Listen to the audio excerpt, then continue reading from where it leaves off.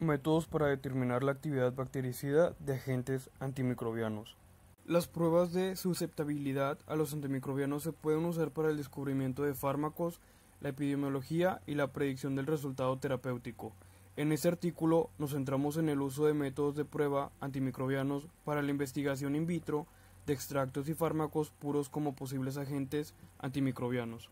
Las plantas y otras fuentes naturales pueden proporcionar una amplia gama de compuestos complejos y estructuralmente diversos. Recientemente, muchos investigadores se han centrado en la investigación de extractos vegetales y microbianos, aceites esenciales, metabolitos secundarios puros y nuevas moléculas sintetizadas como posibles agentes antimicrobianos.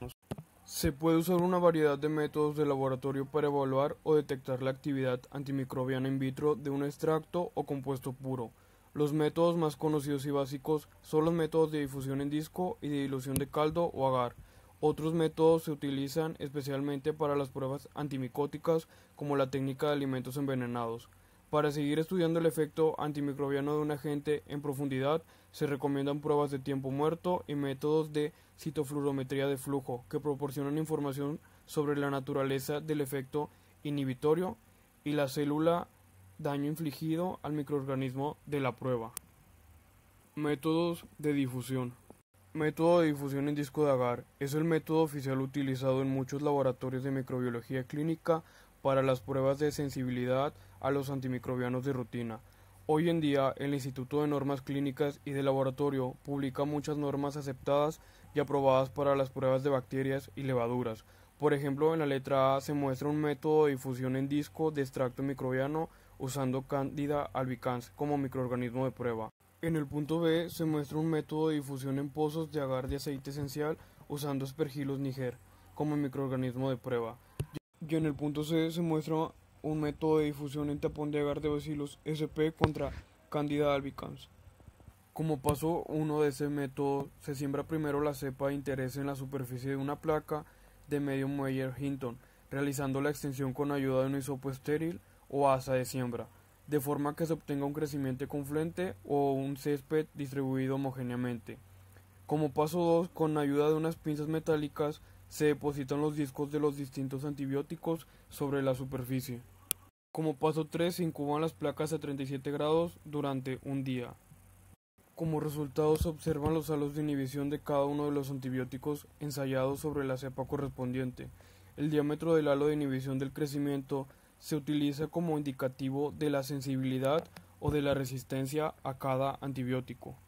Una de las ventajas de este método es que proporciona resultados cualitativos al clasificar las bacterias como susceptibles, intermedias o resistentes, además de que tiene un bajo costo, la capacidad de probar enormes cantidades de microorganismos y agentes antimicrobianos, y la facilidad para interpretar los resultados proporcionados. Principalmente, la simplicidad y el bajo costo han contribuido a su uso común para la detección antimicrobiana de extractos de plantas, aceites esenciales y otras drogas. Una de las desventajas de este método es que no se pueden distinguir los efectos bactericidas y bacteriostáticos, además de que no es apropiado para determinar la concentración inhibitoria mínima, ya que es imposible cuantificar la cantidad del agente antimicrobiano difundido en el medio del agar. Métodos de dilución. Método de dilución de caldo. El procedimiento implica la preparación de diluciones dobles del agente antimicrobiano, por ejemplo, 1, 2, 4, 8, 16 y 32 microgramos sobre mililitros en un medio de crecimiento líquido dispensado en tubos que contienen un volumen mínimo de 2 mililitros o con volúmenes usando una placa de microtitulación de 96 pocillos. En la imagen se muestra un ejemplo de un extracto de plantas contra Bacillus subtilis utilizando resasurina como indicador de crecimiento. Después, cada tubo o pocillo se inocula con un inóculo microbiano preparado en el mismo medio, después de la dilución de la suspensión microbiana estandarizada ajustada a una escala de 0.5 McFarlane. Después de mezclar bien los tubos inoculados o la placa de microtitulación de 96 pocillos, se incuban principalmente sin agitación, en condiciones adecuadas dependiendo del microorganismo de prueba. En la imagen se aprecian los pasos que se deben de llevar a cabo para obtener un buen resultado. A continuación les explicaré eso. En el paso 1 se diluye de 1/10 en caldo Meyer Hinton estéril. En el paso 2 se deben hacer 50 microlitros de medio caldo en cada pocillo, de 10 a 12 aproximadamente. En el paso 3 es transferir 100 microlitros. En el paso 4 es una dilución doble, transfiriendo 50 microlitros del primero al 1/10 pozo. En el paso 5 es una dilución de 1/50 en caldo Meyer Hinton estéril. En el paso 6 es una inoculación donde se deben transferir 50 microlitros de inóculo en cada pozo. En el paso 7 es incubar a 37 grados durante 18 horas. Las ventajas de este método es la reproducibilidad y la economía de los reactivos y el espacio que se produce debido a la miniaturización de la prueba. Además que para la determinación del punto final del MIC, los dispositivos de visualización pueden facilitar la lectura de pruebas de microdilución y el registro de resultados con alta capacidad para discernir el crecimiento de los pozos. La desventaja de este método es la tediosa tarea manual, el riesgo de errores en la preparación de soluciones antimicrobianas para cada prueba y la cantidad comparativamente grande de reactivos y el espacio requerido. Método de dilución de agar.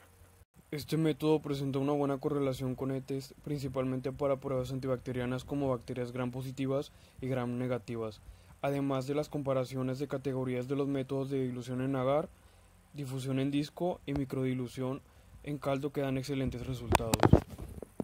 Como primer paso del método tomamos 1 mililitro de la muestra y lo llevamos a un tubo de ensayo que contiene 9 mililitros de solución salina fisiológica. Después tomamos 1 mililitro de solución de concentración de 10 a la menos 1 y lo llevamos a otro tubo de ensayo contenido de 9 mililitros para obtener una solución de concentración de 10/2. Finalmente tomamos 1 mililitro de la solución al centésimo y lo colocamos en una placa Petri con agar PCA. Y por último paso, incubamos a 37 grados por 24 a 48 horas y observamos los resultados para poder hacer el conteo. Prueba de tiempo muerto. Es el método más apropiado para determinar el efecto bactericida o fungicida. Es una herramienta sólida para obtener información sobre la interacción dinámica entre el agente antimicrobiano y la cepa microbiana. La prueba de tiempo muerto revela un efecto antimicrobiano dependiente del tiempo o de la concentración. Primer paso. Se realiza un medio de cultivo de caldo utilizando 3 tubos que contienen una suspensión bacteriana de 5 por 10 a la 5 UFC sobre mililitros. Paso 2. La incubación se realiza en condiciones adecuadas para intervalos de tiempos variados, de 0 hasta 24 horas. Paso 3. Se realiza en medio de cultivo de caldo utilizando 3 tubos que contienen una suspensión bacteriana de 5 por 10 a la 5 UFC sobre mililitros. Método de recuento de placas de dilución de agar.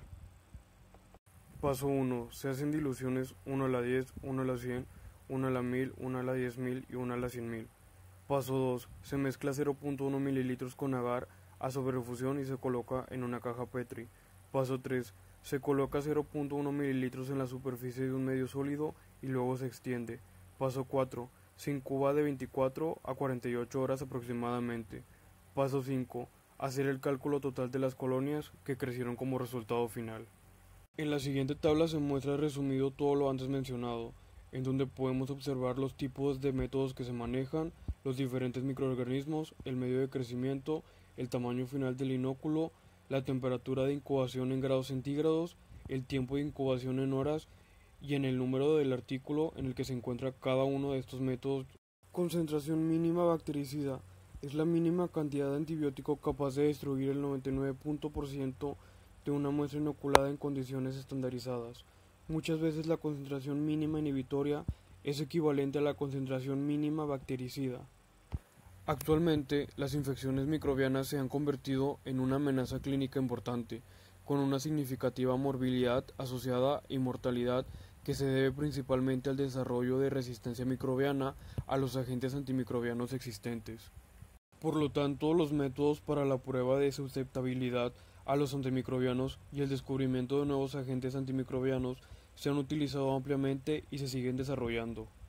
Algunas técnicas fueron sometidas a estandarización por el CLSI y EUCAST, marcando los principales pasos notables en este campo. Sin embargo, cuando se prueban productos naturales, a menudo se solicitan algunas modificaciones de los protocolos estandarizados. Por lo tanto, es imperativo tener cuidado de no cambiar los principios básicos de la microbiología, diluyendo los medios de cultivo y utilizando un inóculo altamente concentrado.